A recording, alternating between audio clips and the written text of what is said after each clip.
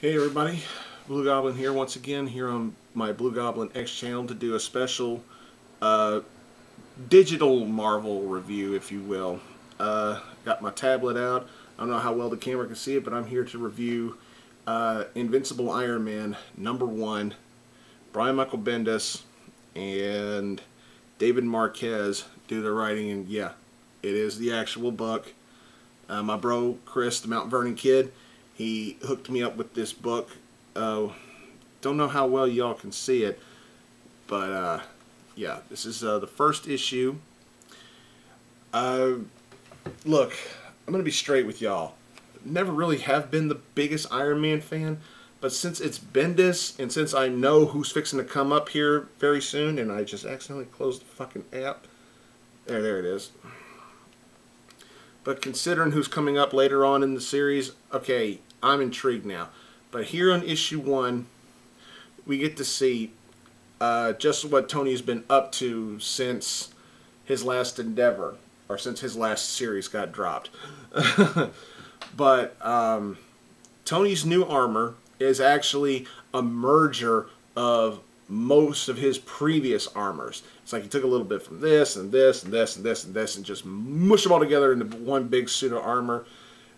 And he's hoping it's completely unhackable because one of his previous armors was hacked and all that shit. And while he's doing this, he forgets that he has a date, and he goes on a date with this biochemist from believe New Delhi or something like that, but somewhere far east. But he's on this date, and of course, y'all know Tony. We know Tony. You know he's going to try to put the moves on this girl, but in actuality, they go from a date to a very in-depth conversation about who they think they are as people. And unfortunately, duty calls while he's on this date. And to see how he turns into Iron Man, my bro Chris, when he reviewed this, he was right. He kind of looks kind of Power Ranger-ish. He's got this wrist transformer, and he like does something to it, and the armor just grows onto him. It is very Power Ranger esque, very much so. But it takes him up to Latveria, where the cliffhanger at the end of this issue was, spoiler alert, a completely healed and very healthy looking Victor Von Doom. That was a shocker. I did not expect to see that, but this issue was actually pretty good. A standard introductory issue for an Iron Man comic, and I think personally it is new reader friendly. I mean, I myself have never really been a huge collector of Iron Man comics. I really never have been. But, you know, I think this can be looked at as new reader friendly, and I think it's a good jumping on point. And that takes us to issue #2 of Invincible Iron Man.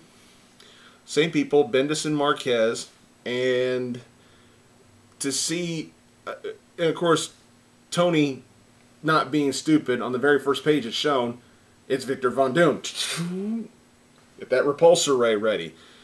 And it's like he wails out on Doom, but Doom just shakes it off, and he's just like, "Are you done? Are you done?" But Tony realizes he's outgunned. He's outmatched. He can't even touch Doom. As powerful as this new armor is, he still just can't even touch Doom, and you know that just drives him crazy.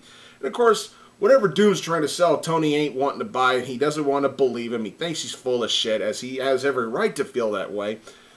But, you know, he comes up and talks to Tony about a little problem he's having with Madame Mask, who is going to be the primary villain for this particular storyline. Now, Madame Mask was seen in the first issue buying something off from somebody before she capped him, but in here, Madame Mask, it's revealed by Doom what she is after.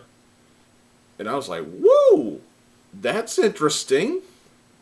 And of course, that leads to a pretty awesome confrontational scene between Tony and Madame Mask. I thought it was a really good scene. I liked how he was able to get the drop on her and able to try and talk to her in his own way. I thought, you know, you got to think in Tony Stark's own way. And, you know, I know sometimes Tony can be a real dick and a real douche, but that's part of what his character is. And it's just really, really fun stuff. And by the end of the issue, it's like, I mean, this is just really, really fun stuff. I really can't complain too much about it. But, yeah, by the end of the issue, spoiler, spoiler here. It's like Tony's like, you can't fight me. You're just in a bathrobe and a mask, and doesn't look good for Tony. It's like she just blasts him. Not a bad issue. Really not bad. Haven't read issue 3 yet, but these first 2 issues are actually really good. Let me get back here to the title page. There you go. Invincible Iron Man number 2. Both of these issues I think were solid. They both focused on Tony's character development. The stuff with Von Doom was really good. The stuff with Madame Mask was really good. The drama was there. The action was there. The comedy was there. Everything I could expect from an Iron Man comic was there. Was these 2 issues perfect? Absolutely not. But I do think they were fun. I enjoyed them. Solid reads. I highly recommend this series. So far, I do. I'm only 2 issues in. Ain't no telling what Marvel's going to do to this shit. But there you go. There's my review for Invincible Iron Man number 1 and number 2. I want to thank y'all for watching this. Plenty more of these videos to come before I get back to my Midtown Comics Stash videos. Thanks again for watching, everybody. I am Groot. I'll see y'all later.